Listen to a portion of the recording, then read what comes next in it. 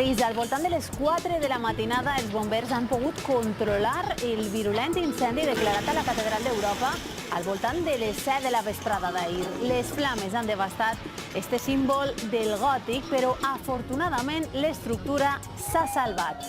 Un dels moments més durs va ocórrer quan la icònica agulla de 500 tones s'ensorrava. La Fiscalia ja ha obert una investigació per aclarir les causes d'aquest incendi. L'origen podria estar en els treballs de restauració que estaven practicant-se. Bon dia. Avui el món té els ulls posats en els efectes del foc sobre este símbol del gòtic que estava dret des de feia 850 anys i que en tan sols unes hores ha quedat pràcticament destruït. Avui este incendi històric comparteix portada amb una altra imatge radicalment diferent que també passarà a la història.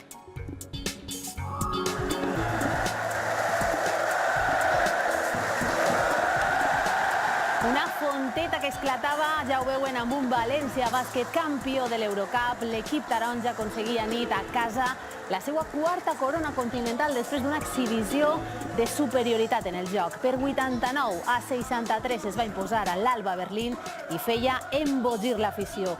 Un títol que l'obri la porta de l'Eurolliga 2 anys després. La festa taronja es trasllada avui al carrer amb les celebracions institucionals.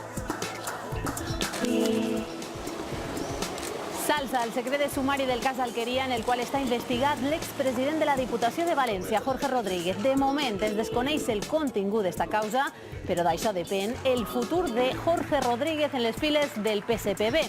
Des de la seva detenció, al juny de l'any passat, els socialistes han marcat l'alçament del secret de sumari com a data per a decidir sobre la seva candidatura a l'alcaldia d'Ontinyent. Rodríguez ja va assenyalar que si no era pel PSPB es presentaria amb les sigles d'una altra formació. A banda de Jorge Rodríguez hi ha 5 persones més investigades per un presumpte delicte de prevaricació i malversació. Desconvocada esta matinada després de 10 hores de reunió la vaga dels pilots d'Air Nostrum. Avui es mantindran les cancel·lacions previstes per impossibilitat de restablir-les. Avui s'han suprimit 47 vols, dels quals 4 a Manises i 4 més a l'aeroport d'Alacant-Elx. Ajornat el juí del cas Blasco contra l'exconseller Rafael Blasco i altres 23 acusats fins al 6 de maig. La sala ha accedit a petició del nou fiscal anticorrupció, que ha dit literalment que està a punt de patir un col·lapse per la càrrega de treball. També han demanat l'ajornament les defenses. Volen més temps per acabar de tancar l'acord que havien tractat amb l'anterior titular d'anticorrupció, un acord que el Ministeri Fiscal ha negat conèixer.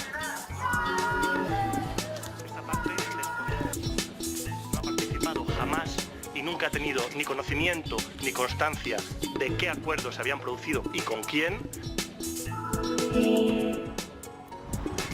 La principal associació hotelera de la comunitat valenciana, Osbec, celebra avui la seva assemblea general. Damunt la taula, de nou, la polèmica sobre la gratuïtat de l'autopista AP7 al seu pas per Benidorm. Els empresaris de la localitat turística reiteren la seva idea: fer gratis aquest tram col·lapsarà la via.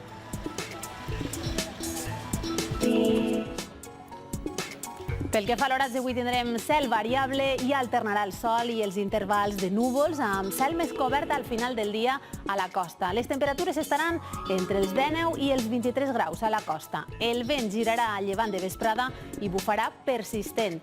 Dimecres els núvols seran més abundants i tot apunta que les pluges generals arribaran a partir de dijous.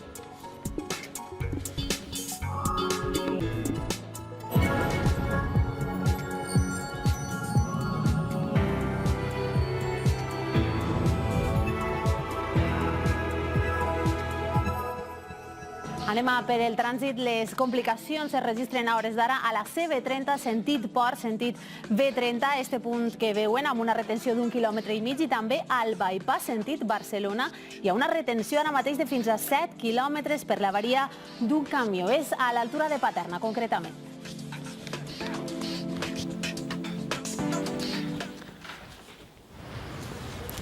Són imatges en directe de Notre Dame a les 4 de la